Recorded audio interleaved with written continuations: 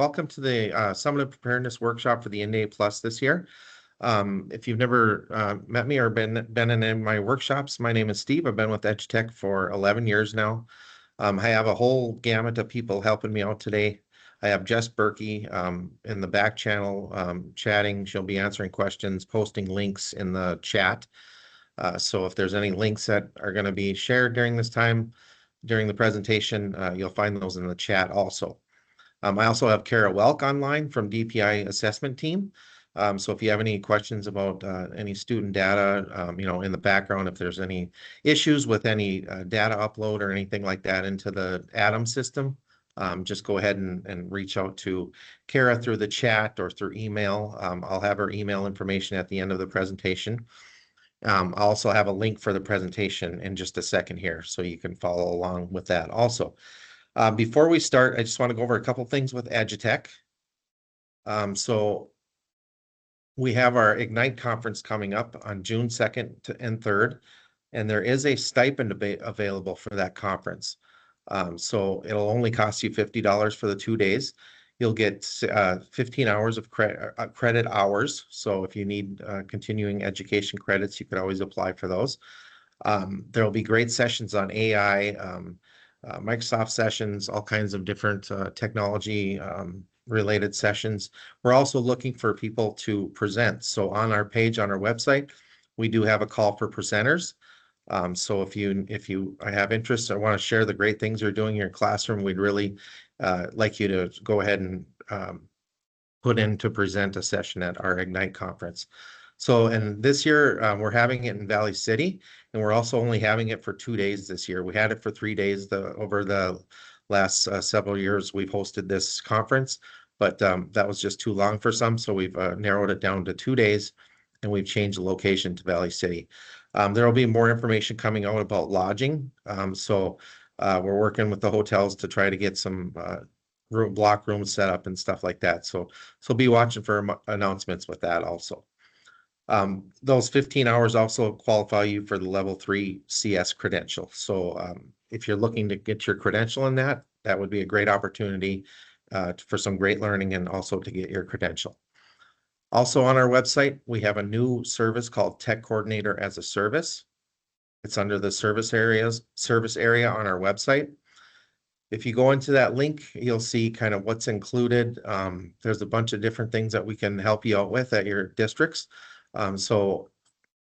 Service provides Microsoft 365 A3 licensing for all qualified users, device and application management, and adoption of state-provided security tools such as Cortex, XDR, and Tenable.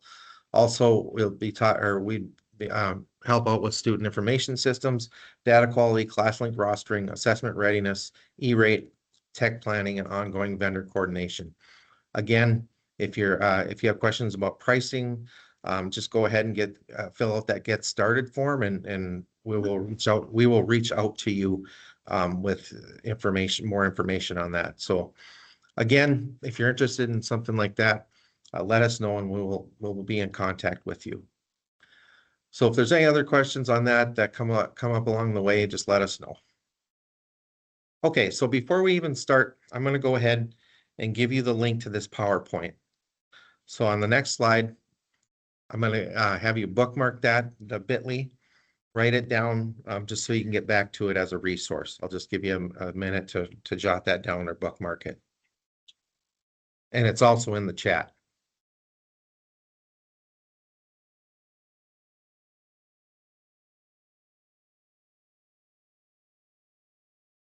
Okay, so today we're going to go through all of these different objectives. We're going to go through all the different pieces on the portal. We're going to talk about user roles and responsibilities. We're going to go through the functionality of the different systems used for testing. We're going to set up and proctor a test session and learn how to do that.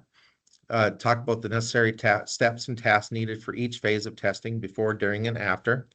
Again, we're going to locate those resources necessary for the NDA Plus, and we're going to produce an ISR report in the reporting system. So this year, the testing window opens on Monday, March 16th, and it will run until May 8th. And testing can be scheduled at any time during that window. We're testing the same grades as any other year. The ELA and math in grades 3 through 8 and 10, and the science will be grades 4, 8, and 10 will be tested in science. There's no specific order in which to administer those.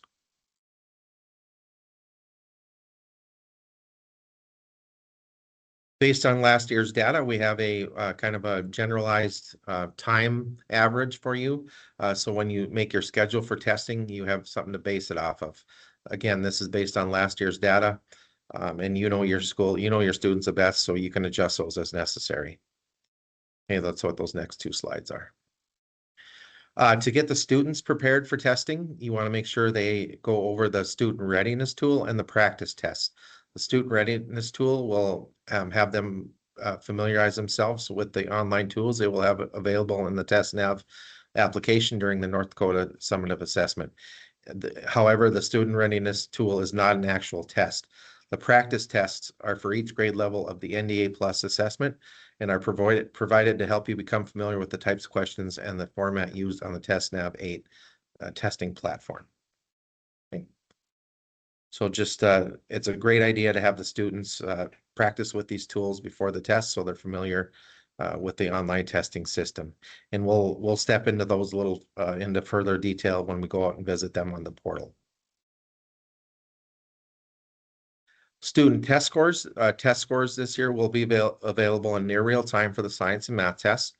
There will be a delay, however, for the ELA, the reading and writing scores this year. You will see those scores in mid to late May for that portion of the test.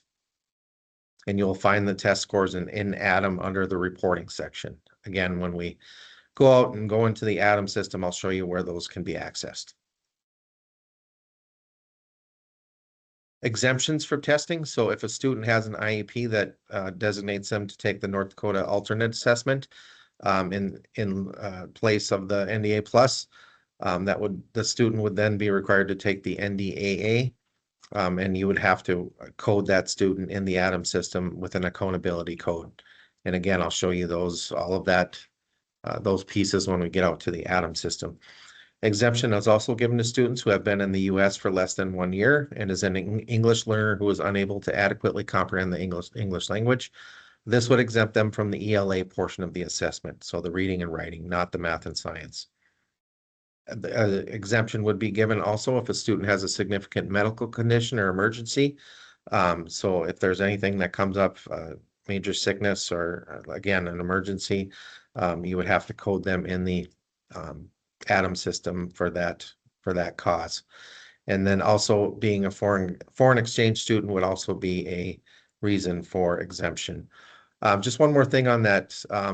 If a student is in the country for less than a year, the date goes off of the date of entry in stars.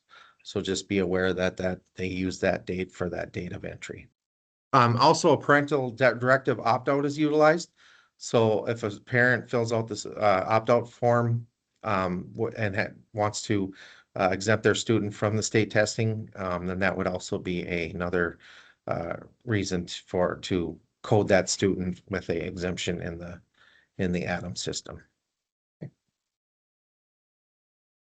Headphones, all students need to be supplied with headphones because dynamic text-to-speech is a universal tool on various pieces of the test. So they'll hear directions, they'll hear different things read to them on the various pieces of the test. And wired headphones are preferred. So the NDA Plus portal on slide 12 here is the link. Jess will also post that in the chat. You'll find the home page on the portal, video overview explaining how the various tests piece together. So kind of if you use the different systems, if you use the interim assessments, kind of shows how all of that ties together with the NDA Plus summative. And then also the login to the various systems, Launchpad and Atom are two main ones. There is a new tool called Write Up on the portal. It's a formative writing tool. If you're interested in using something like that, you could reach out to DPI to get set up with that. It looks like a really neat tool, a useful tool for aligning the standards with your writing in your classrooms. But again, this is where we're going to access our Launchpad And then from our Launchpad, we'll access our Atom or any other systems that you have access to. You also have your tech setup page out on the portal. Again, you're going to see the TestNav application download on this page. That's the application that students will use to take the test. You'll also find the system requirements guidelines and the user guides for all the different setups on the different operating systems for the TestNav application. Again, we'll take a little more in-depth look at those when we get onto the portal. On the administration resources section on the portal there, you'll find the Summative Resources page. On that page, you'll find the test administration manual, and that's going to be your main document for anything related to the NDA Plus Summative.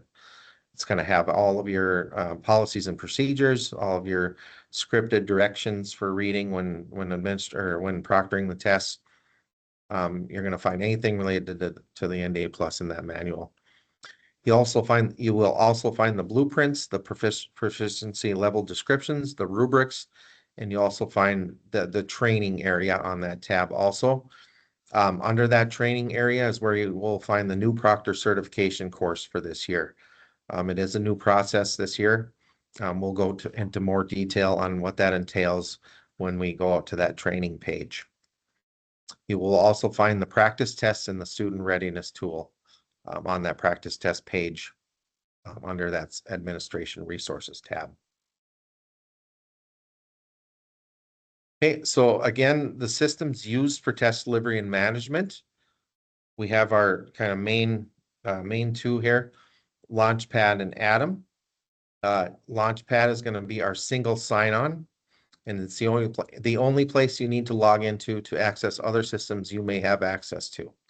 So again, if you have a Launchpad account, you will log into Launchpad and reach any other system like Atom or Navi or any of those, or WriteUp, for example, the new one that's on there. If you do get set up with that, those would be able to be accessed through your Launchpad dashboard. The Atom system is the main assessment delivery and management, where you go in and manage users, set up proctor groups, all of those different functions and tasks that we will be doing. I'll be demoing on the live side shortly here. The Atom link also, if you are a proctor and you're proctoring a test with a test code and proctor password, you would actually use this Launch Atom link on the portal to enter that test code and proctor password to enter the Proctor Dashboard to start proctoring a test. So just be aware of those kind of differences on which login to use if you're proctoring a test.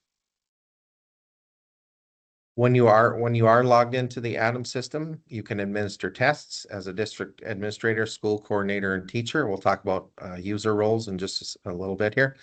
You can view users. You can also log in as other roles to troubleshoot issues, view students, make designated support and accommodation edits, view testing progress reports, view student results when available, and create proctor groups. Okay, so all of those different functions, again, will be demonstrated. The tech setup page on the portal, that's again where you can download that TestNav application, and that TestNav application must be used on all testing devices for students to take the summative assessment. And we'll take a look at the TestNav setup page when we get up there. That's going to have any troubleshooting issue. If you need to troubleshoot any issues with the application, you'll find them on that TestNav setup page. Also, how to install it on the different operating systems. The TestNav app check, it's highly recommended that students or school tech support complete the app check prior to the summative test day to minimize technical issues on the day of testing. The steps to run the app check can be found in Appendix B in the test administration manual. So again, if there's anything that's not working with the application, if there's something that's going to cause it to close or cause an error, when you run that app check, it's going to let you know what that is. So again, it's a great idea to do this prior to testing so that you can take care of any issues on the device before you start, before the students get in and start testing. Schools must ensure that the tech requirements for Adam, and when I say that for Adam, I mean managing users, looking up students, making accommodation edits, those types of things. You're going to look at just basically a supported browser.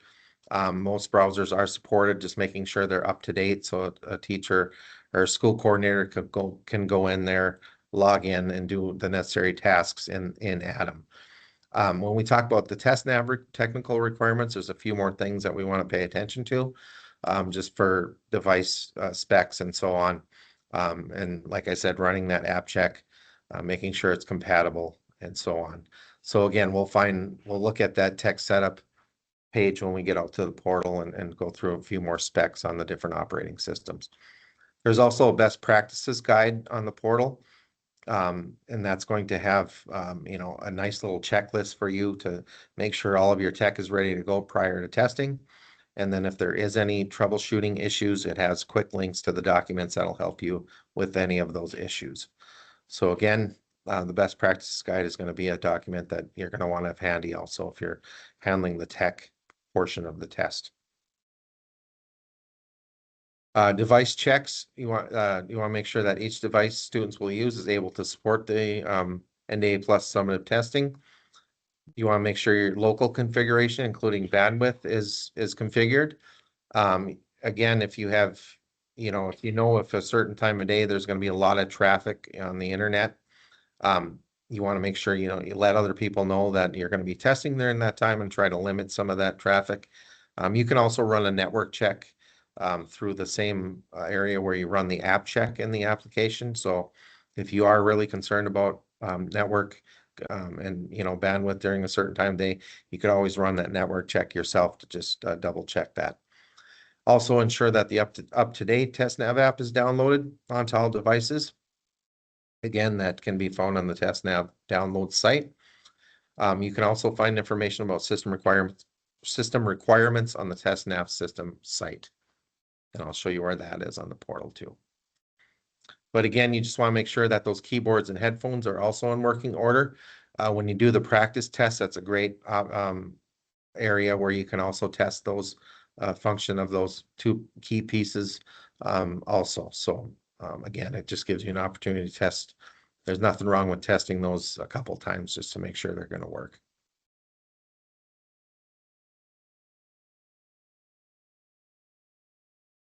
Okay. Again, if there's any management software that would allow secure test content on the student's TestNav testing device to be viewed by any other device.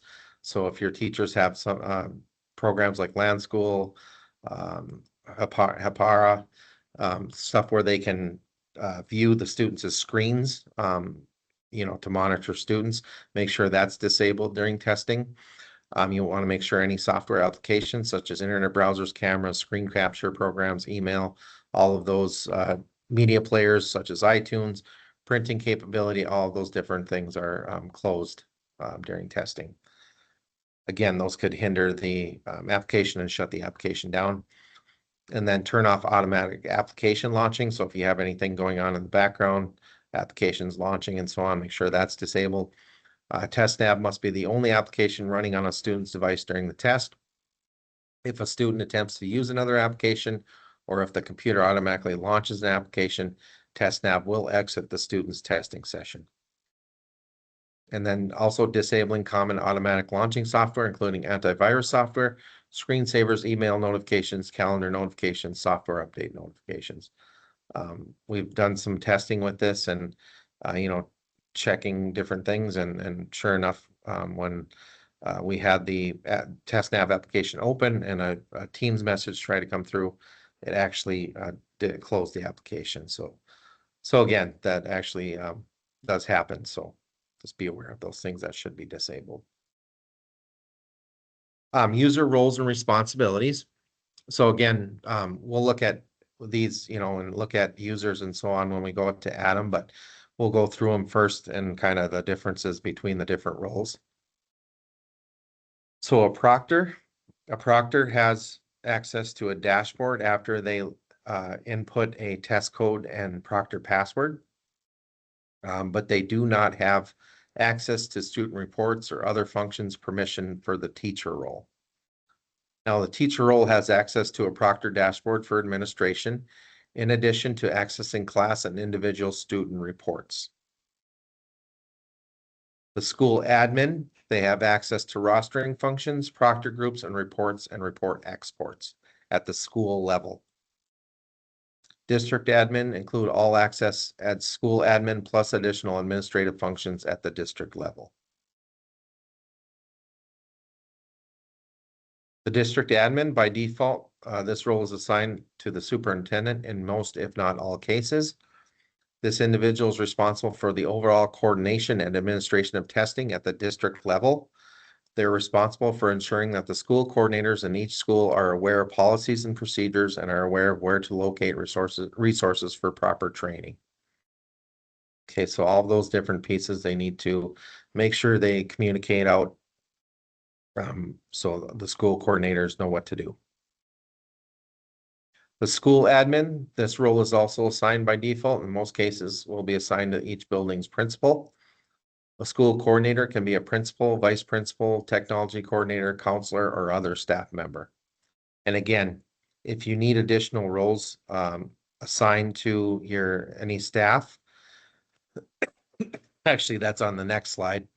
But if you need other roles assigned to your staff, you want to reach out to DPI to create those roles.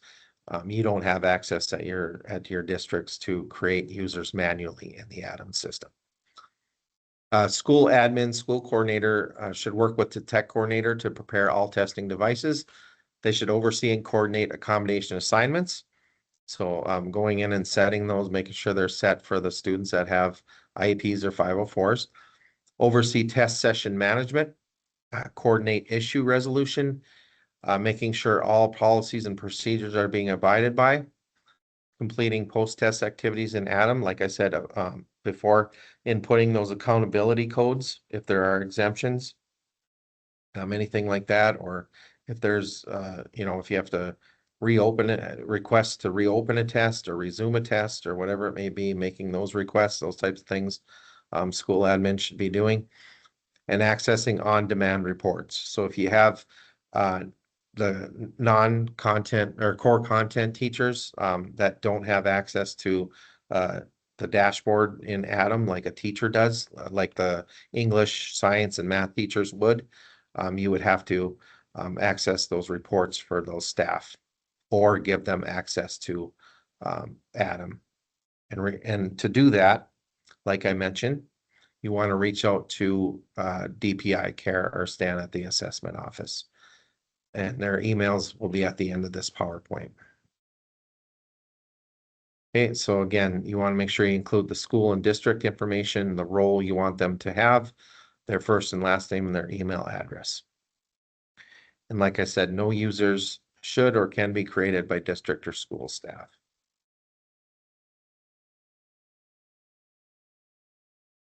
A proctor, that is the individual at the school who's responsible for testing activities within a testing room, and they will be administering the statewide summative assessment in a manner that complies with the policies and procedures in the test administration manual. A teacher may serve as a proctor, as can other school and district personnel. A proctor does not need a login to proctor a test. Who may act as a testing proctor? Current educators, school admin, clerical employees, student teachers, paras, substitute teachers. The kind of list goes on and on as long as they're qualified and have gone through the training pieces to proctor a test. The district must ensure that testing staff have been trained in test administration of the NDA plus summative, test security, and have a completed proctor certification on file. We'll talk about where that file exists in just a little bit here. Who may not act as a testing proctor? Volunteers and high school students should not act as a testing staff. So again, on the two slides, in 2 slides, you will see the requirements for a proctor to kind of qualify for proctoring a test and what processes they should go through. Proctor responsibilities, print and distribute student testing tickets, help students log in to TestNav as necessary, perform proctoring management activities during testing, monitor testing progress and student testing behaviors, ensure students correctly log out of TestNav. That's a very important step to make sure they log out at the end of a testing session, and completing any post-test activities non-Atom related, meaning collecting scratch paper, just kind of making sure the room's back in order after testing, destroying that scratch paper also.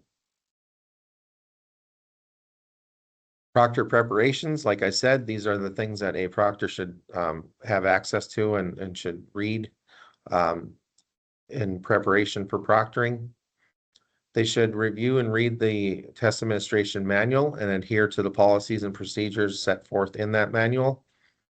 They should have completed training on using the assessment delivery and management platform Atom, and administering tests, including but not limited to accessing the NDA Plus portal, completing the proctor certification course.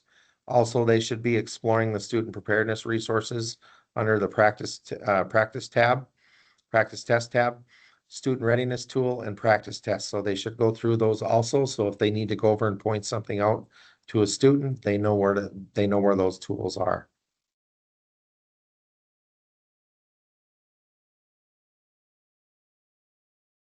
The teacher, excuse me for 1 second.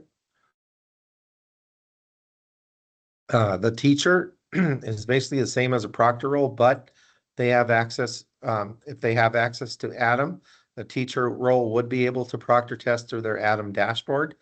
You'll see when we start creating proctor groups, that is one of the options for creating the groups, is for the teacher to administer the test through their dashboard to the students in their classroom. It's not required they do it that way. It doesn't change anything whether they proctor test through their Atom dashboard or accessing it the way a proctor role does. Teacher role would be able to access students' performance results in Atom. And again, the means in which the way or who and the way it's proctored does not have anything to do with how those performance results are accessed. The teacher will always have access to those performance results. Yeah, however, if a special education teacher or other content teachers need access to student reports, access would have to be requested through DPI. So you can print those reports as a school coordinator or district administrator and provide those to those other content teachers. But if they have, especially if they're a special education teacher and they have students from multiple classes, it just might be easier just to give them access, school admin access, so they can go in and access those reports.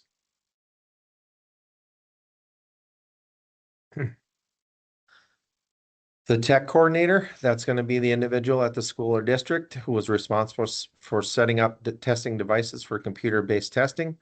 The school coordinator must designate an individual who will be on site to serve in this role during the administration. And if at all possible, we should try not to have this tech coordinator proctoring tests also. It's just a lot of distraction if they're trying to resolve issues and proctor a test to students at the same time. Tech coordinator again should make sure that all necessary software is installed, include obviously the TestNav application, prepare administrator and student testing devices, troubleshoot tech issues during the test administration window, communicate with testing administrator about the status of any technical issue. So if there's anything going on with the network that day, just making sure they're communicating that out so staff are aware that there could be issues during testing. This is just a nice little overview of the different roles and kind of what they have access to and what kind of tasks and responsibilities they should be kind of doing for the testing. So again, making sure students log out of TestNav, all three roles, whoever's going to be proctoring should be kind of managing that and making sure that happens. monitoring testing progress and student testing behavior, all three roles, just depending on who's proctoring and so on. But you can see those, top three roles are responsible for a lot of those different or tasks and so on.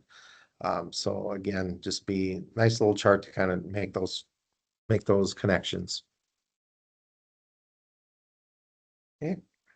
We're actually going to skip this next slide. And I'm going to go to the task demo in Atom, but first I'm going to go out to the portal and show you more on where those specific resources are located. So I'm going to bring over another window here.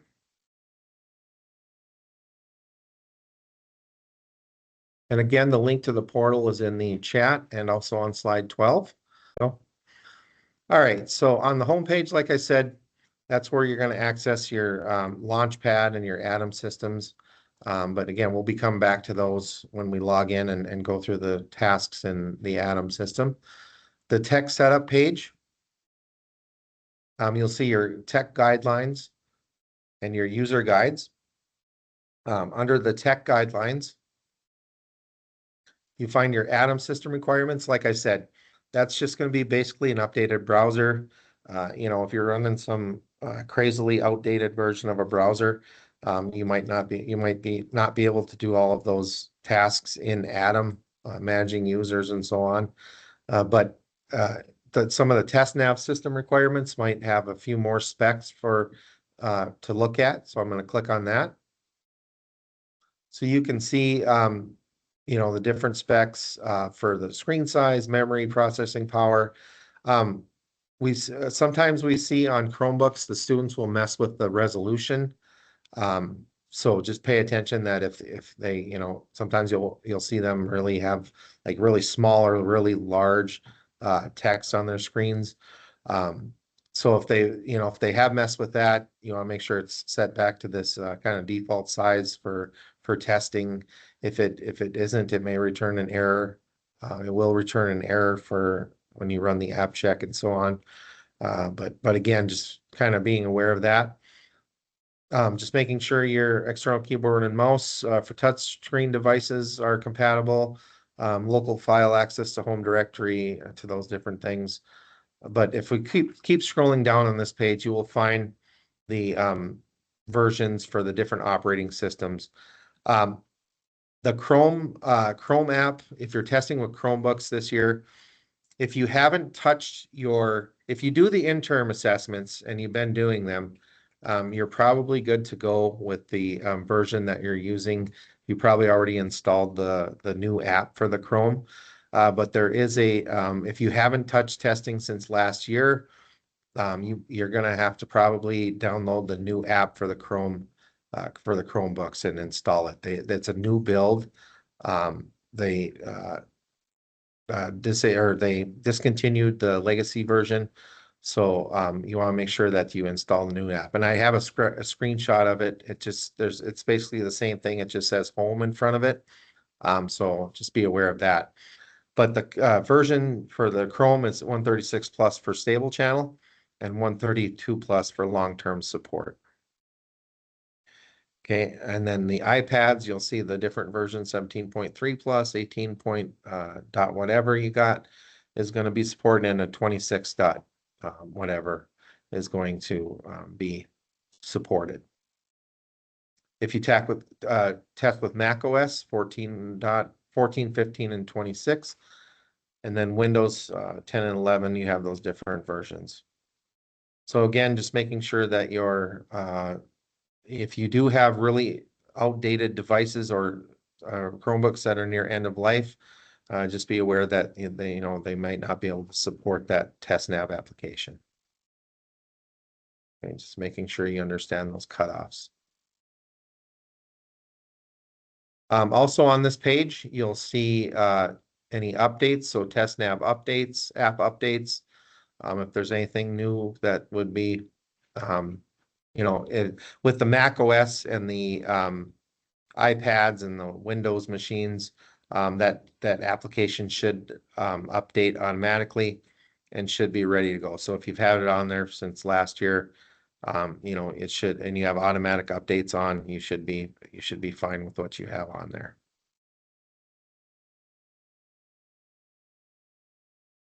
Also on this page, you will find a troubleshooting area.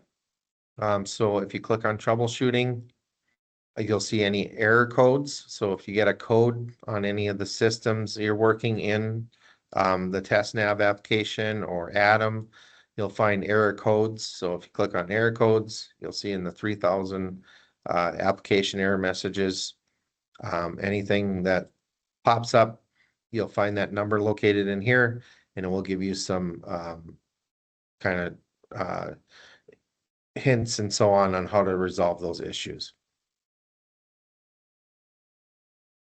Okay, so also in that error codes, you will find, or also in the troubleshooting guide, you'll find the app check error messages.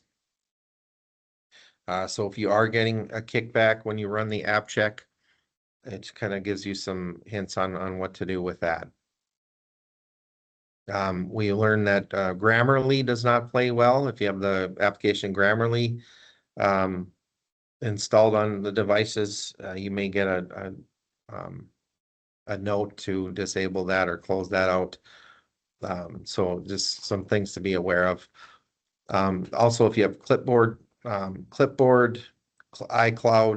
or Clipboard Cloud History, that's another one that they may be on some devices. Just be aware of those issues that may pop up. But if it asks you to disable it, you'll have to find that in the settings and disable those different settings. Okay. So again, that's TestNav system requirements. Over on the user guides, you'll find the best practices document, like I mentioned.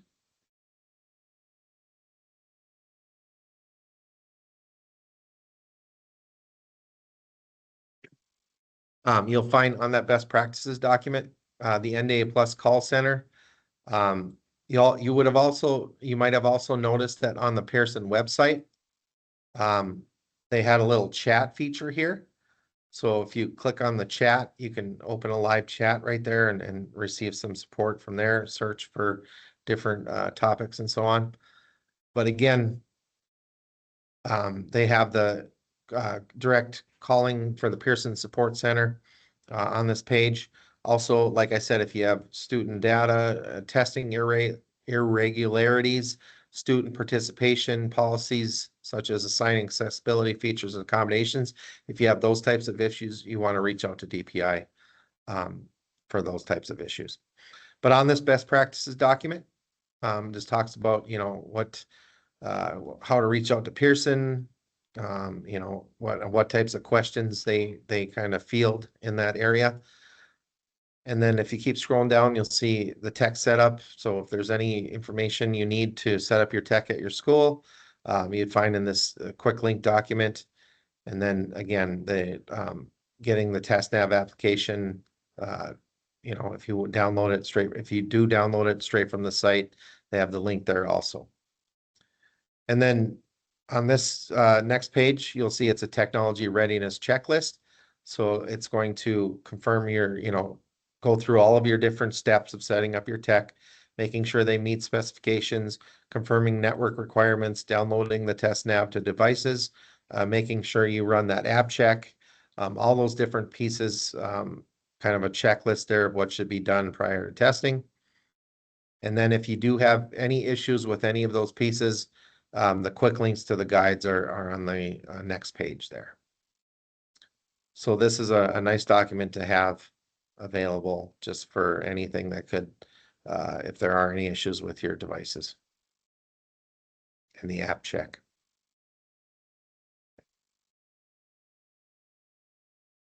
Also under user guides, you will find the using TestNav user guide. So again, this is going to have everything, from requirements and guidelines. So again, it's going to have, whoops, I went to the wrong, that's not the page I was looking for. Features and demos. So it's just going to have the user interface and so on, TestNav tools, understanding the system layout, all those different pieces will be on that page.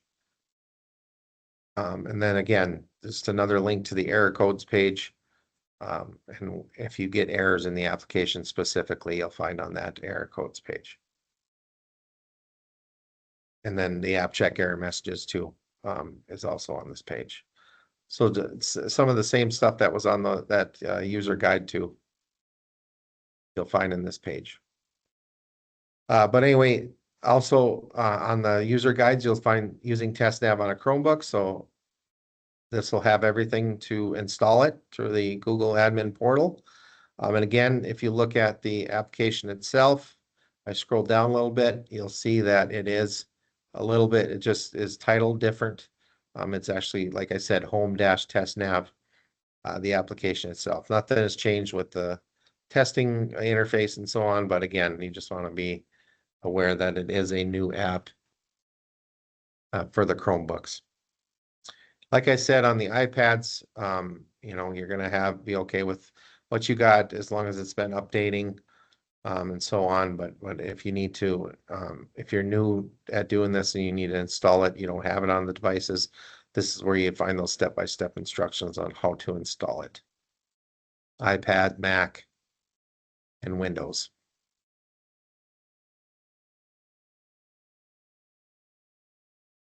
Okay. So anything, like I said, anything that you're going to find error codes, how to set up the TestNav application on all the different operating systems, you're going to find on this tech resources page. Okay, so moving on to the administration resources area. I click the drop down, I click on Summative Resources. Under the user guides, you're going to find the assessment report interpretation guide. If you are trying to, dig through some of those reports that are under the reporting, that would be the go-to guide for accessing and kind of step-by-step on how to produce those different reports in the reporting system. So again, that guide is right there for you if you need to dig into that. The test administration manual, like I said, that's going to be kind of your main document for anything related to testing. It is a 140 some pages, but a good portion of that is the scripts for the test directions. So again, you're looking at 30 pages for that piece. And then also the appendix makes up almost half of the entire document. So, and again, the appendix is going to have nice little screenshots of the different pieces. So, for example, just the simple task of logging into Launchpad and Atom, just, what to do if your password is expired, all those different things, how to log in. And then it goes into the running the app check, Launchpad user help guide. So anything that, any processes, any tasks in the Atom system, you're going to find nice little screenshots and information on how to do those different things in the appendix in the test administration manual. And like I mentioned before, everything in the PowerPoint is taken from this manual. Okay. Also on the administration resources area, Summative Resources. You'll find the blueprints for the test, so the different weights of the questions. So for example, ELA grade 3 through 10, blueprint, grade 3, comprehension text analysis, that percentage makes up that, and then these other 3 areas. So again, just kind of gives you the weights of the different category and subcategories of the text of the questions.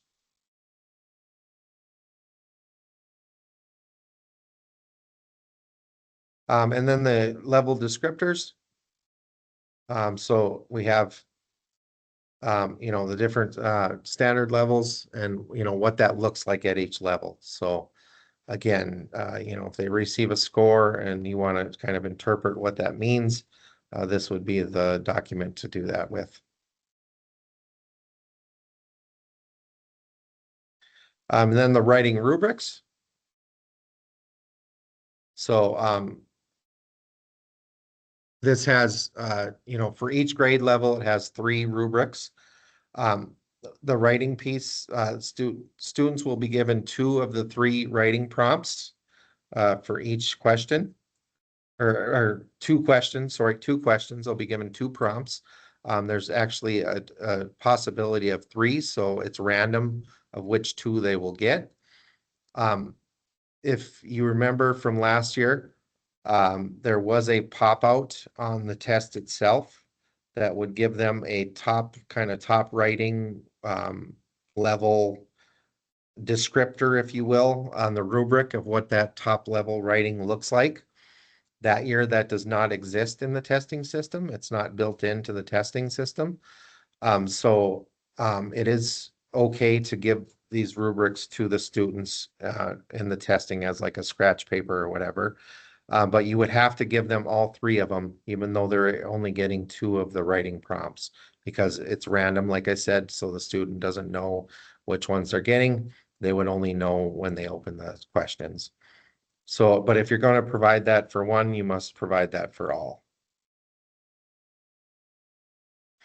Also, on the writing, while we're talking about that subject, so this year, and not necessarily advertising this to students or anything, but they can actually get back to the first question if they skip through it and forget to answer it and click submit. So last year, there were way too many cases in which a student didn't answer the first prompt and went to the second prompt and then answered it. And then they were like, oh, I didn't answer the first one. Well, the only way to get back to that was for DPI to wipe both questions and have them redo both after they maybe wrote that second prompt. So in order to avoid that, you actually can go back to the first prompt this year. But again, not advertising that to the students, not trying to give them an opportunity to look at that prompt and go home, research, come back, and that type of thing for cheating. But anyway, that's not where we want to completely be at as far as how that is taken care of. We're hoping that in the future they would just be able to go back to DPI would be able to enable them to go back to just one of them. Okay. So just be aware of those few things about the writing there. Lastly, on the writing, if a student does copy too much of the prompt itself of the passage into their writing, the text box. One more thing before I mention that, the text box for the writing is larger this year. I will show you when we go into a practice test of what I mean by that. It's as large as they could go for the writing, but anyway, so yeah, just be aware that the text box is larger. But if a student does copy and paste too much of the passage into their writing, they will get a prompt copy match score, or they will not receive a score for the ELA portion of the test. Okay, it's okay to cite where they're getting their thoughts from or whatever, but again, they want to include as much original work as possible.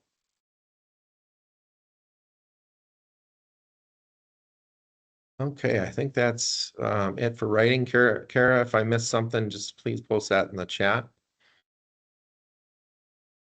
Appreciate that. Okay, so actually I clicked on too many things at once. There we go, back to there.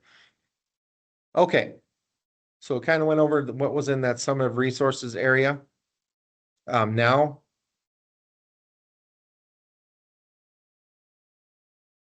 we're going to go through the training area on this administration resources area. So under the training, the Proctor certification, like I said, that course this year is new. DPI is tracking who is completing the course, and they will release a file every Friday to district admins on who has completed the Proctor certification course. And I'll show you where that will be when I log into Adam. But there is a difference between these two logins. So if you have an existing LMS account, Launchpad account, or you want to click on this first option into signing into the LMS. If you do not have an account in Atom or Launchpad, you want to register an LMS account. Okay, so I'm going to click on sign into the LMS. I'm going to go to put my email in. And I've already taken it, so mine's going to look a little bit different than yours. Once you sign in, that screen that I was just on, you might get held up there, and you might have to put in your login information for that Adobe LMS. So if that is the case, you're try to go through the process of you might have to get a code sent to your email or however, whatever it asks of you. But during break, if there's any troubleshooting issues with that, we can address those. But that is one thing we want to make sure that you're able to do, and that you're able to direct your staff on what to do with that if they come across any issues logging into that LMS. So what that looks like though, on the previous page I was on this home page, you should see this Atom training for proctors, and it should say start or visit or whatever. Since I already took mine, it says revisit. So I'm going to actually go in there.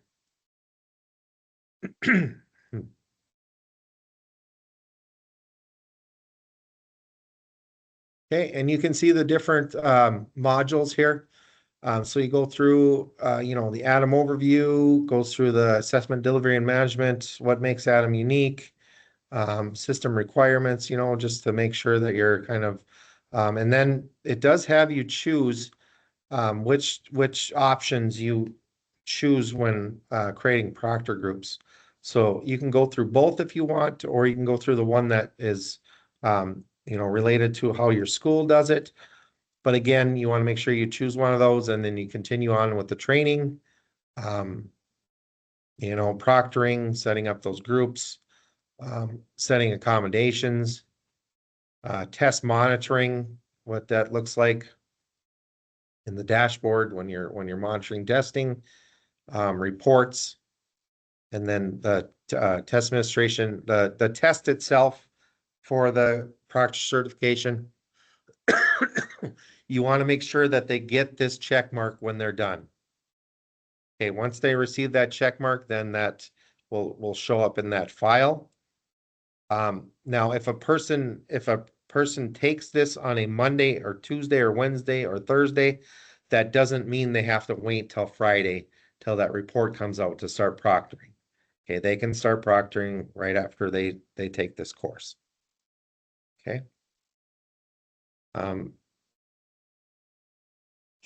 So again, if there were any issues logging in, we can address those. We're going to take a short break in just a minute here. But again, hopefully you're able to get in there. And this takes about 15 to 25 minutes. Just make sure they're going through and reading all the information within those areas. Okay. There is no certificate they get. They just get that check mark and it says score. Anyway, so those are those two ways on getting into the proctor certification course. Also on this training area, this video for this webinar will be posted here. So the recording of the proctor training will be recorded or will be posted here. Also the PowerPoint, the most updated version of the PowerPoint will also be posted on this training area.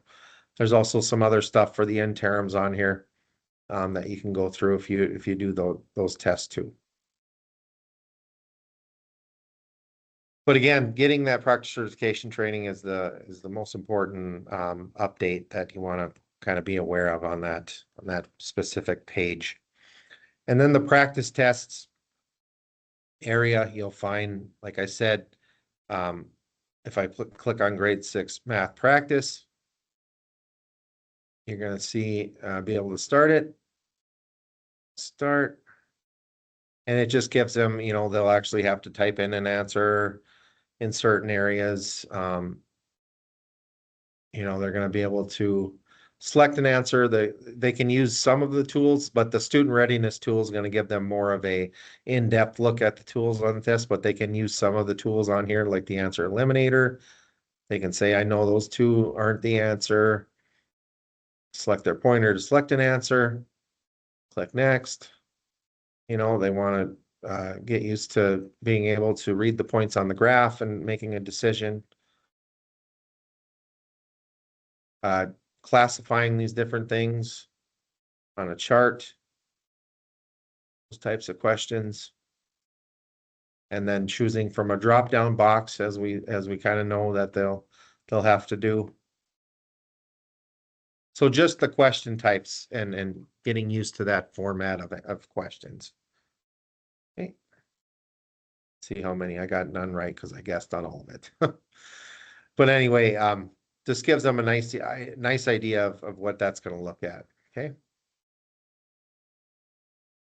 And then in the banner here, you'll see access the SRT.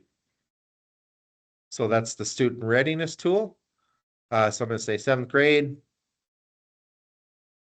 and start there. Click start. This is where they can test their text to speech. So over on the right here, they can see, play the text to speech. So again, that would give them an opportunity to test their headphones and work with those. But this student readiness tool just goes through the basics, clicking the arrow to go through the test. This will go through they'll watch the videos, go through the different things on how to take an online test, how to submit answers, and then it will actually go into some of the specific tools. The calculator, so they'll learn how to function with the calculator, and typing on, and again, or not again, but the only calculator that a student can use on the test are the built-in embedded calculators. There are no outside calculators allowed on the state assessment. So this is so again, important to go through the student readiness tool so they can get used to the format of the calculators on there. So this other one is actually a scientific calculator. So again, I want to make sure that they understand the use of those calculators. So it's going to have me go through some use the answer eliminator and go through the different tools. Okay. Highlighting, it's going to have me highlight. Okay, so again, just a nice chance for them to get to play with these before the test. All right, we're going to exit on those. So the writing, like I said, the writing text box under the right, I just chose one of the practice tests.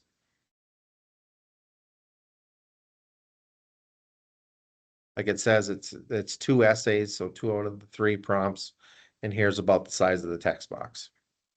Okay. So again, bigger than last year, so there is more space for them to type. But again, like I said, if they copy, a bunch of this passage or whatever, they copy this over to their writing, they aren't going to receive that score.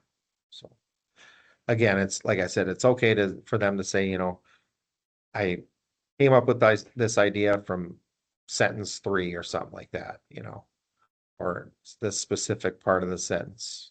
But again, they want to include as much their original work as possible. Okay, so that's the size of the text box.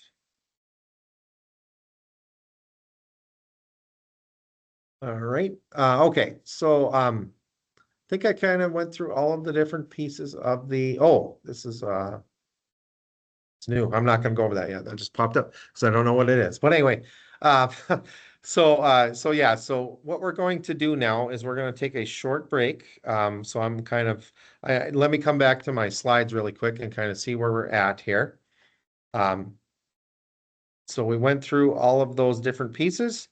And when we come back, we're going to go into the Atom system. I'm going to demo all of those tasks on this slide here. And then we will continue on.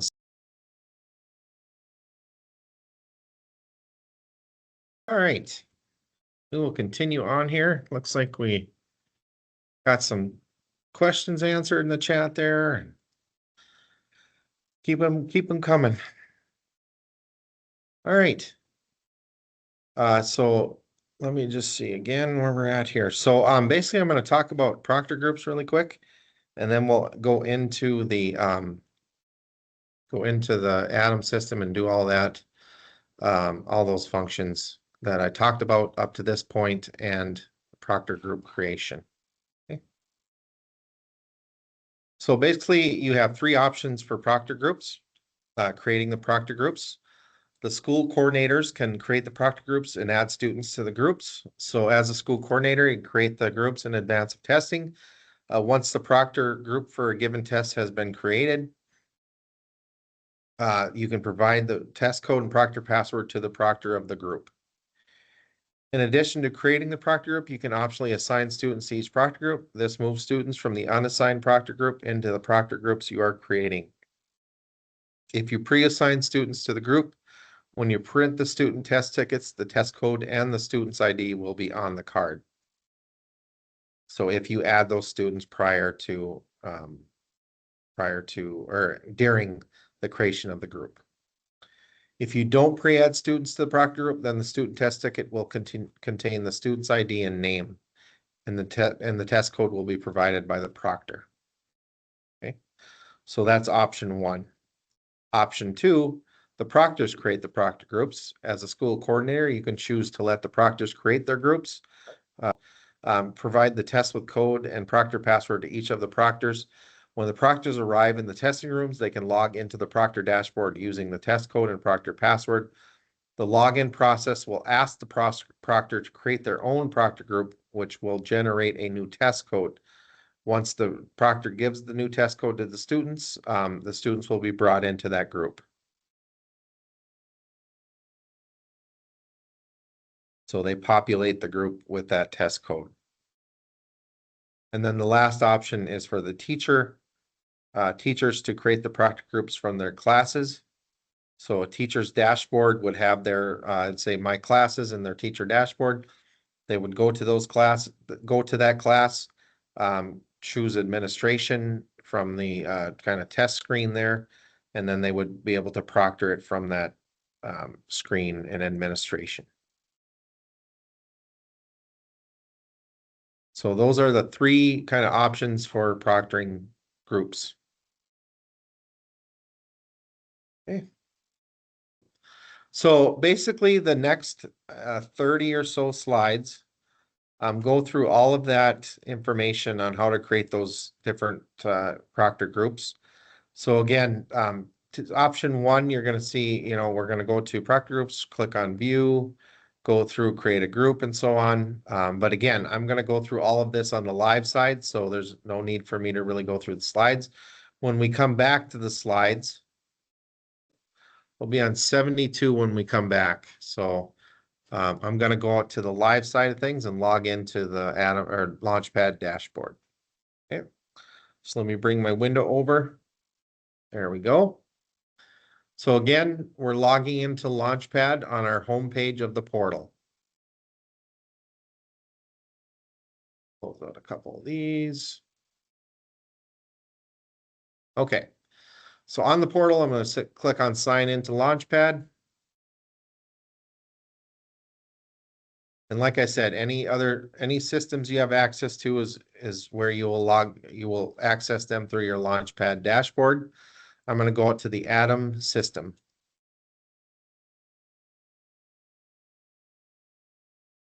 On the home page out in your Atom system, you'll find any new announcements. So you can see the last one was posted on March 2nd. But anyway, if there's any new announcements, this is where you would find them. Under test management on the left here is where you'll find your administrations. Okay, so if you click on administrations, if you do the interim testing, you'll see a lot of the interim data cards prior to seeing anything else. So if we want to sort those so we see the summative first, if we click on the sort by up on the right here, the drop down and go by newest, then we'll see the summative test cards for those. Okay, so you should see your test cards for the summative, all the different grade levels and the different pieces. Okay. I'm actually going to be working from a training administrations area, so I don't mess with any of your data. So I'm going to be working with kind of a practice site here. But anyway, once I'm on a test card for example, I'm on grade 4 math here. Okay, and I'm in the first situation of creating proctor groups ahead of time and populating them with students. I'm going to click on proctor groups, so I'm click view.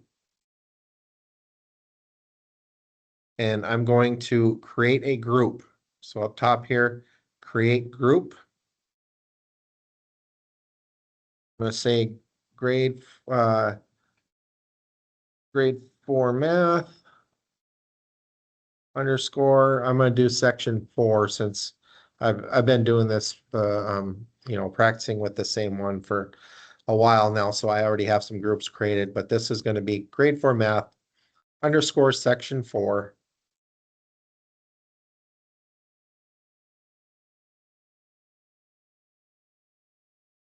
Okay.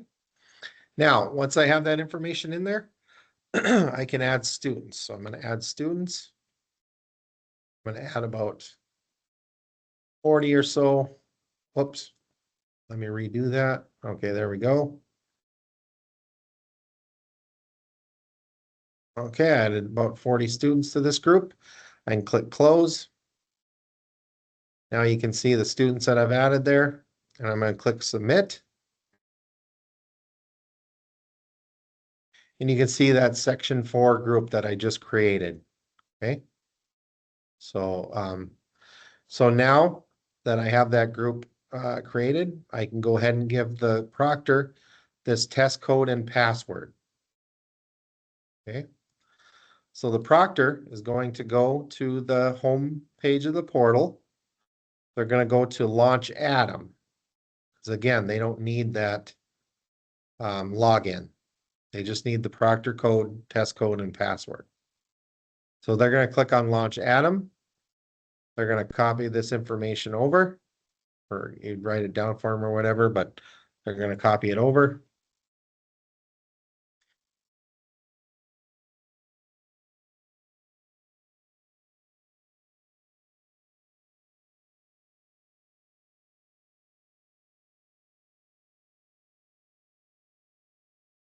Okay, once they click submit, they'll see the name of that section or that group name that you called it. They're going to click confirm. They're going to put their name in there. Okay, they'll click save, and they'll be brought to their Proctor dashboard. They can give students this test. The students then would open up the TestNav application. You would give them this test code. They would have their student test tickets, so they would type in their test code and then their student ID and last name.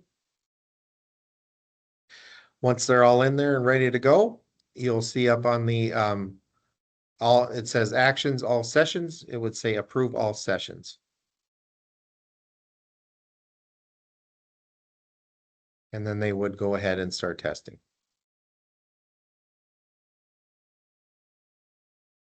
And again, these statuses and so on will change as you're going, and you'll be, paying attention to some of these areas like the test duration, item progress. If they're testing and you see that item progress says, 100 or test duration says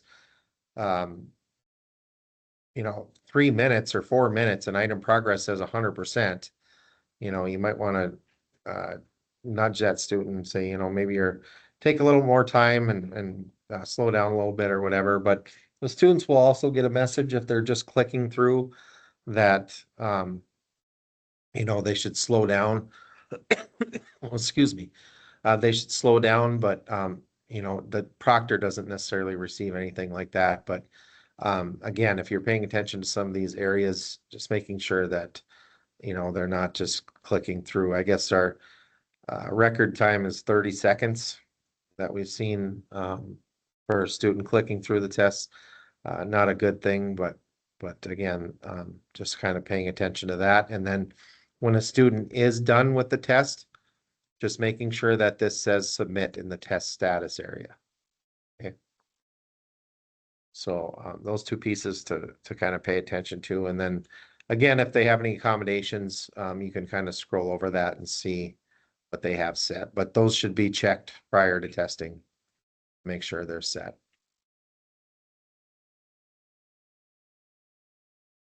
Okay, so that was the coordinator or administrator creating the groups ahead of time and putting the students in the group.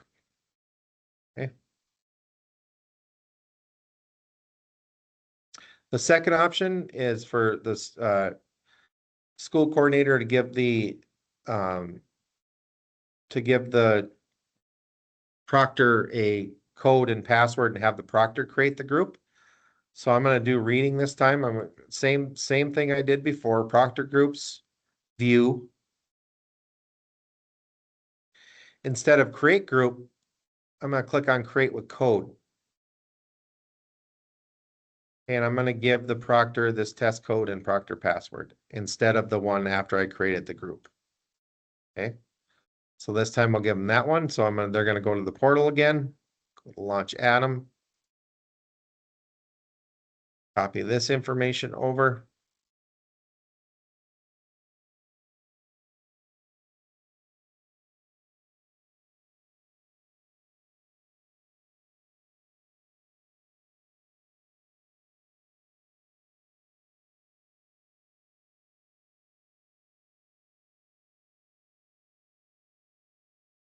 Okay, once they have that information in there,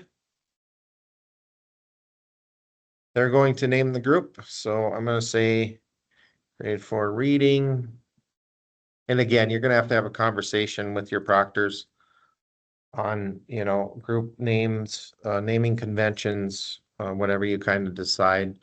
But I'll just say grade 4 reading and then maybe the proctor's last name or something like that. And then maybe section or something, section 4 or something to that effect.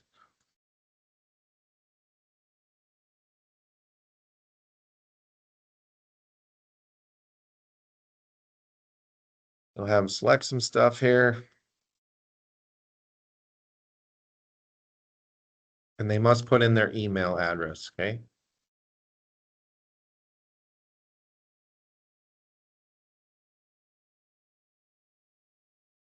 Okay, so once they have that information in there, they'll click confirm. All right, and they're going to receive an email that has a test code and Proctor. It'll have this test code. And also it will have a Proctor password. It's actually different than the first one I gave them. So the next time they log in, they'll use that Proctor password that they got in their email for logging into the Proctor dashboard. So once they come to the Proctor dashboard, they'll give the students this test code. Students will enter that test code with their SSID and last name, and then they'll start populating here once they log in. So basically, the step that was not done, the difference between the first option and the second option was the either adding the students or not adding the students. In this case, I did not add any students ahead of time. I gave them that create with code, test code and Proctor password. And then the students get the test code, log in, that they populate the group here when they log in. It's okay. So yeah, so just kind of being aware of those different options.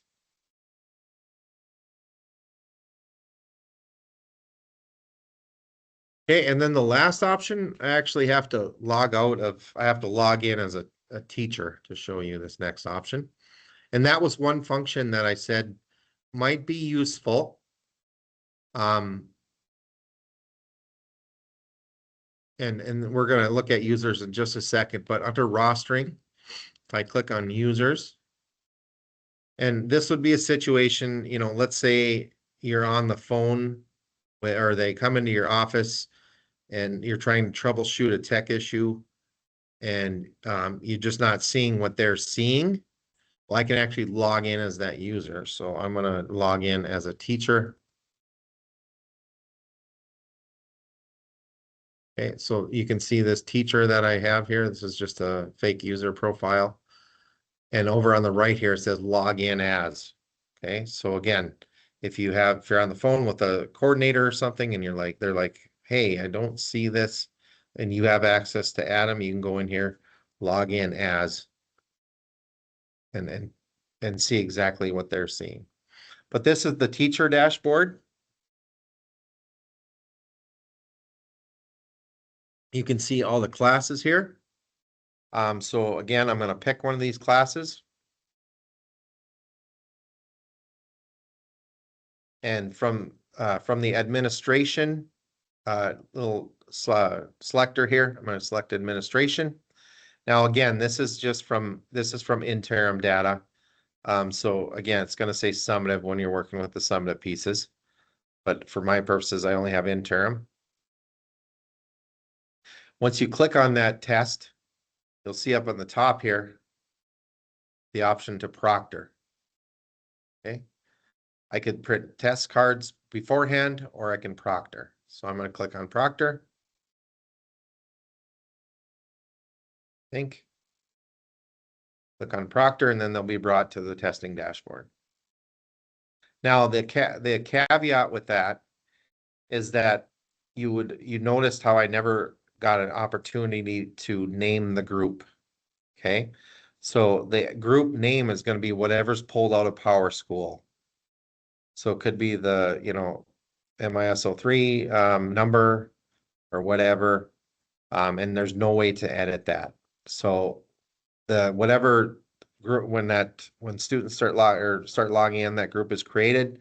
Back under the page where your group names are, it's going to show up as that group name with that whatever pulls out of Power School.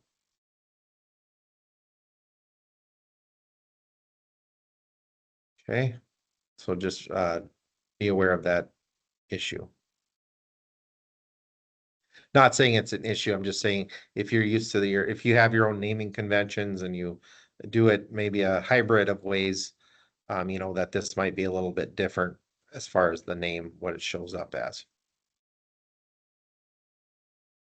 Okay. So again, I didn't have any records to show here, students to show, but again, when a teacher goes in, they will see those.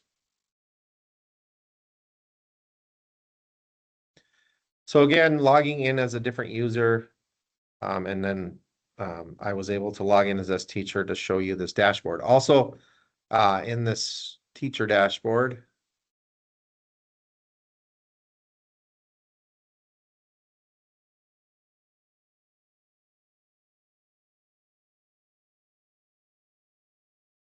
okay, so in this teacher dashboard, you saw on the left here, student performance, okay? So that's going to have my my performance results for my students. I only have one in here. But anyway, you can see they can dig down and export those reports and so on. So that's where the teacher would access those student performance reports.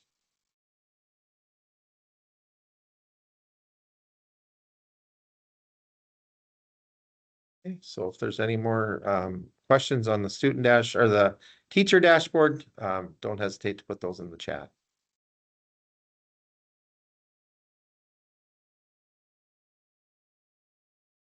Okay, so those were the three options to, and again, just remember that I have to log out of this user really quick and log back in.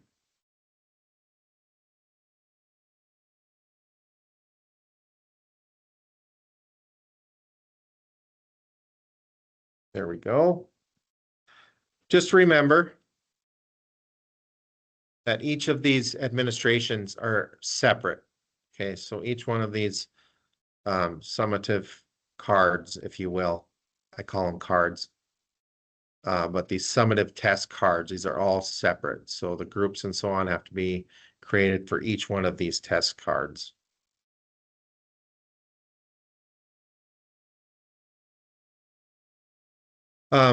Also on training or on the test cards, the student test tickets, again, if you click on students on the left there, click on view, or I'm going to show you something before I show you test cards. If I click on students and I click view, over on the actions column is where I apply that accountability code. Okay, so if I have a student that takes the alternate assessment, significant medical condition, new non-English proficient, parental directive. So I'm going to say parental directive, apply. So now that student is coded in the, and again, you would have to go to each test and do this for each test.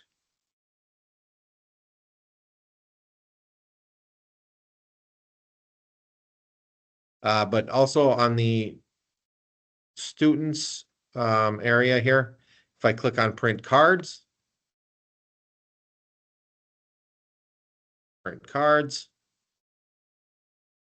this is where you see the test cards. And since I had groups created and populated with students in this particular test card, you'll see that the test code showed up on those cards.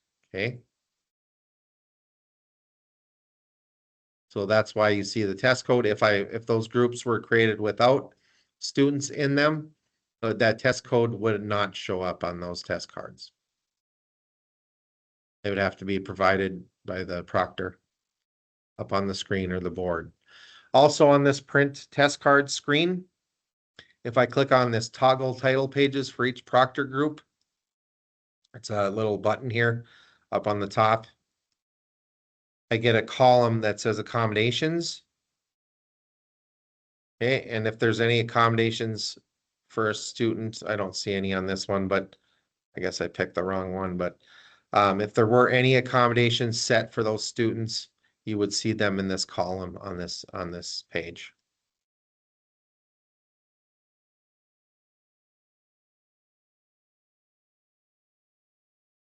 Okay, so again, verifying those are correct for the students, and so on.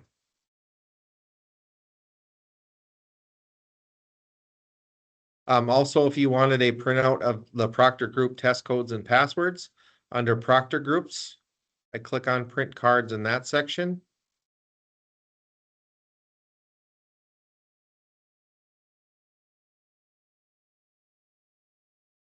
That's where you see the Proctor. There's only one in this one, in this particular test card. But again, this is where you would see that test code and Proctor password. So just depending on which section you're clicking on and printing those cards from, it's either student test tickets or the Proctor Groups for their test code and Proctor password. Okay, so so that's kind of the Proctor Groups, students, accountability code. All those different group creations are for those two sections that I just covered. Now under rostering here, if I click on users under rostering, and I'm going to filter by organization, I'll do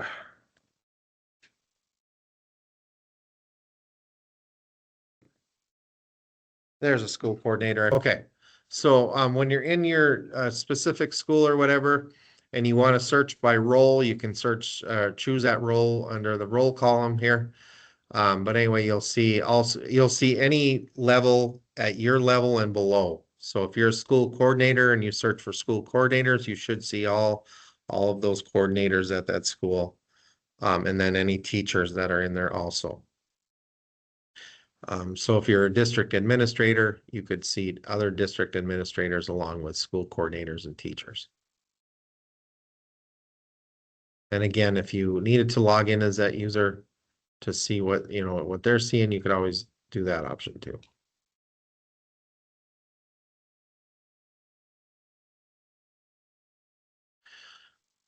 So just take a look at your all the staff. If you have staff to clean up, if you have ones that have left and they're still in the system, you want to make sure you reach out to DPI to get those removed. Or again, if you need additional staff added to these user roles, you want to make sure you reach out to DPI also to have them added. But so other than, or the other option to search for specific students instead of a role, I'm gonna, or instead of a coordinator or administrator or teacher role, I'm gonna search for students. Okay, so I'm gonna search for students at this Acadia Elementary. You can see the students pull up here, but over on the very right under edit is where you can edit the accommodations. Okay, so if I click on accommodations, you can see that this particular student has a couple set already, but if I needed to edit them, click on edit and set those in the system here. And again, if you check one that is an accommodation that needs to be documented, it lets you know that that is a something that you want to refer to before making that change. Okay. So again, this is where you set, and DPI ran a statewide TieNet upload on the 26th of February. So you should see if you had IEPs in TieNet prior to that, we'll say the morning of the 26th, you should see that data transferred to this system. If you had newly added IEPs after the 26th, you will have to go in here and manually set those accommodations for those students. And we'll talk about accommodations in more specific just a little bit here. So that's searching students and editing accommodations under users. Also, we searched for coordinators, administrators, just to look at that user information in those districts and schools. Under reporting, now you don't see it on my screen, but if you're a district administrator, those reports for the Proctor certification course would show up under a area under here that will say report assets. Okay. Now, if you're a school coordinator, you may see that also, but it's not the same as what a district administrator has. Okay, so the district administrator would click on that report assets, click on files, and they would see that Proctor certification list of who's completed those every Friday. But what I'm going to show you is under progress report. Okay, under progress report, you have the test itself, and then you have numbers submitted, started, not started, and so on. And if I click on that a little more, you can export that report and kind of see what the status is of where you're at with the testing. Now, you can dig down a little bit deeper in the activity itself as far as sessions by test, sessions by organization, and so on. Okay, so again, this looks a little bit different than what you're going to see since I'm at the state level, but again, you can export those right from this dashboard. Okay. The performance report, that's where you can access the on-demand reports for students, and the ISR report is what I'm going to show you. So in this case, I'm actually going to search for a specific student fake profile that I have information for. So I'm going to go ahead and click this search up here.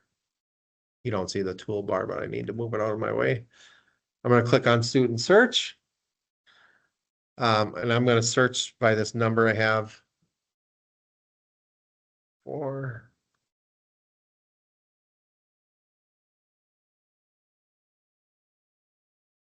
All right, so now you can see this particular student. And again, this is interim data that I'm looking at. But again, I can view the ISR. Okay, individual student report for the summative and the mathematics. You can see that this kind of goes through the level, level 1 novice, the descriptors right there. Scale score, standard error measurement, what are, explains what these categories are, and then gives them a Lexile, quantile setting for those. But anyway, this would be an appropriate report to share with student or parents. Okay.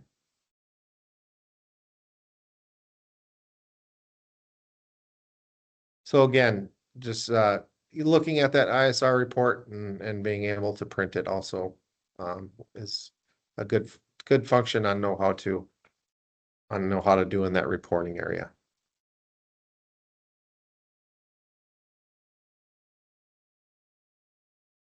Okay, I think for the most part, we went through the stuff that I wanted to demo in the Atom system. So I'm actually going to come back to the PowerPoint. And like I said, we're on the Proctor Dashboard area.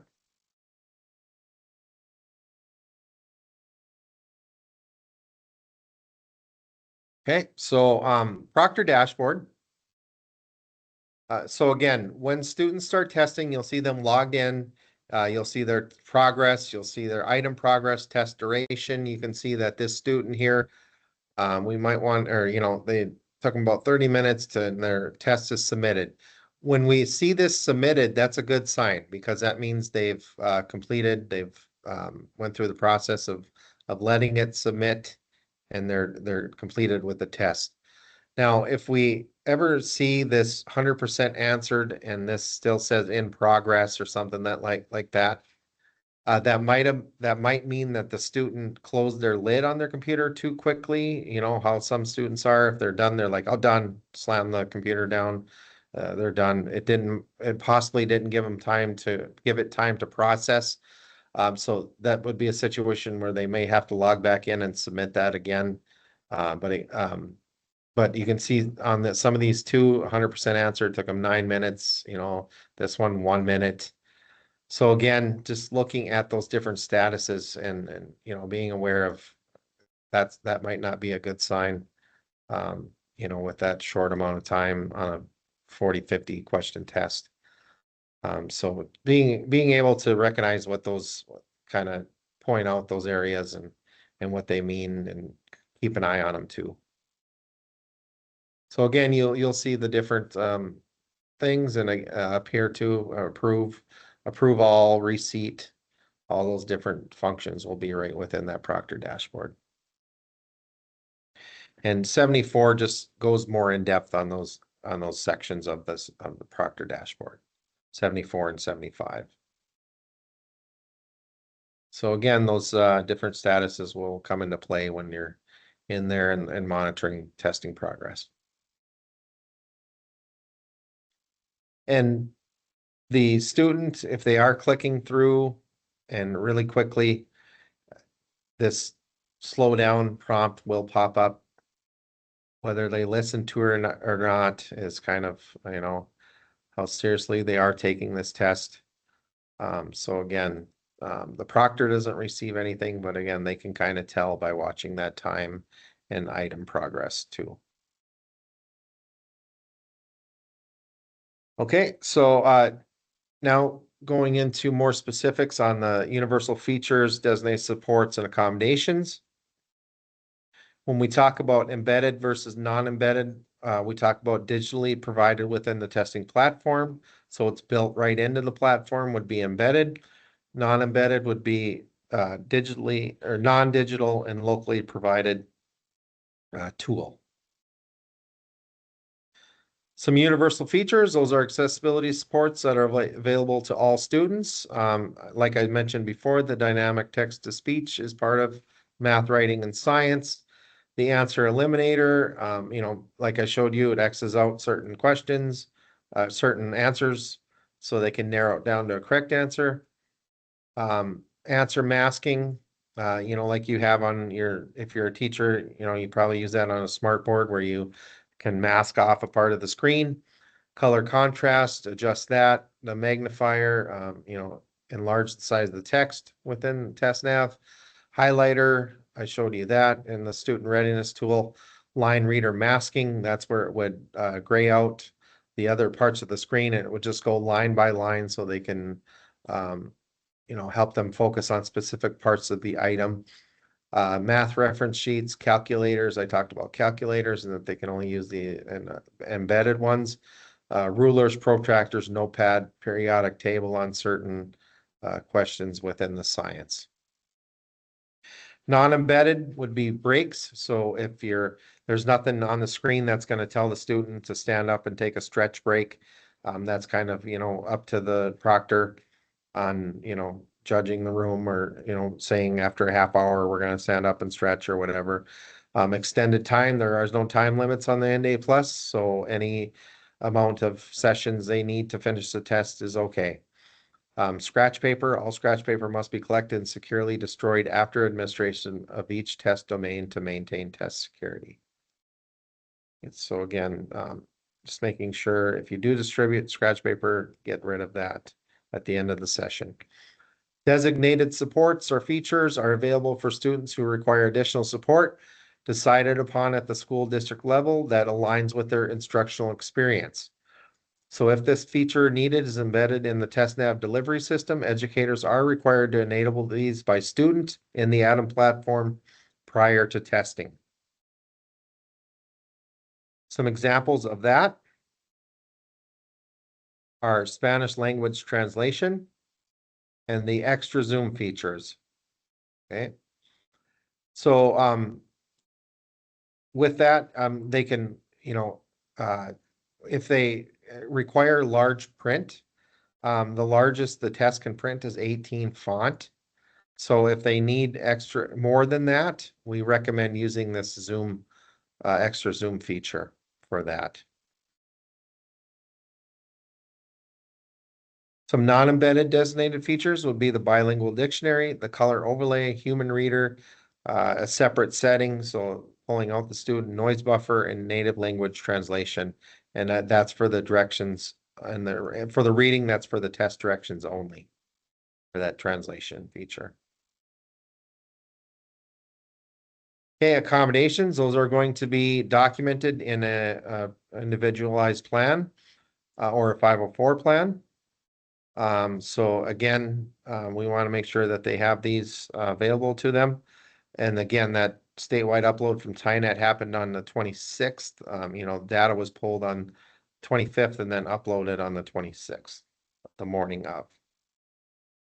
Some examples of embedded accommodations, dynamic text-to-speech on the passages and items on the reading, and then the speech to text for the reading, science, and writing. And then white noise for math. White noise is another accommodation for math, reading, science, and writing. So it's just the sound of waves, white noise, or wind to help the student concentrate on test content. Non-embedded accommodations would be your Braille, human reader, large print, and paper accommodation. So again, just be aware of those ones that you may have to provide if it's on their IEP or ILP or 504. The scribe, hundreds, numbers table, abacus, multiplication table are also some non-embedded accommodations.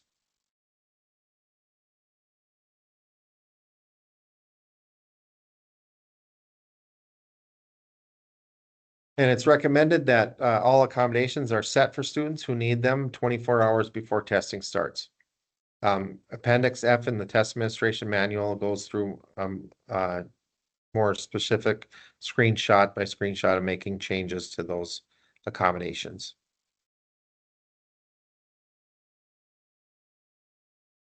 Okay, so kind of putting it all together. What tasks should be done before the testing day? Again, reading, briefing the test administration manual, ensuring those that need access to Launchpad have it and are aware of where to log in and what tasks they're responsible for, notifying staff of their roles and what they will be doing, supplying staff with necessary resources, creating proctor groups, again, thinking or figuring out which group creation option you go with, you decide on, that kind of drives on how those proctor groups will be created. Making sure all student test cards are printed so the students have their SSID available so they can log into the test. And then making sure accommodations are set, and then ensuring devices are have the TestNav application installed and that the app check has been completed.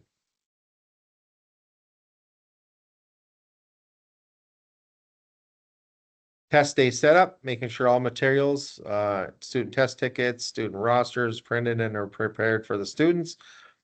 Remove or cover visual aids in the room, so anything that could aid the student in, if there's a sample of an equation on if you're in the math room testing, or different things with math, graphic organizers, those types of things, visual aids in the room, you want to make sure those are all covered or removed. Place the testing do not disturb sign on the testing room door. Proctor should verify that the test tickets are for the correct test, math, reading, writing, or science, and then pass out those tickets.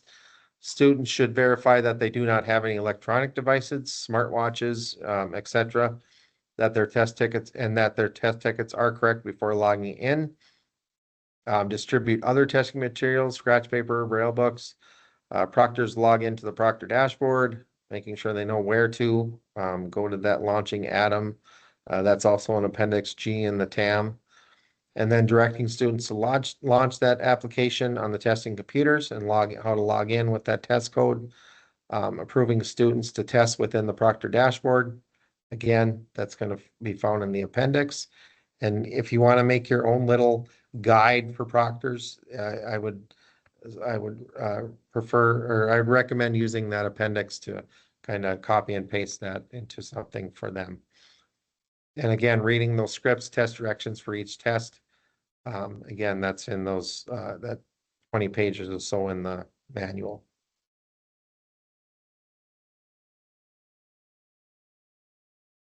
And then the next couple slides are just a nice little checklist of those stages of testing and what should be done during those stages. Okay, you can see all those different things that we've talked about. Again, I showed you that appendix. I've been talking about it as we've been going, but again, just a nice how-to guide on all the specific tasks or functions in Atom, just like the ones I've been going through, you'll find in the appendix in the test administration manual. Extremely useful. Okay. Wrapping up here, again, just reminding you about the condition code of copy of prompt if the students do copy too much of the passage from their into their writing, that they will not receive a score for the ELA. But I'm going to give you the contact information for DPI. So if there's student information issues or anything like that, you want to make sure you reach out to the DPI team. And after I wrap up and we stop the recording here, if you have questions, feel free to stick around. But other than that, I thank you for your time. And if there's any questions, just stick around and we'll help you out.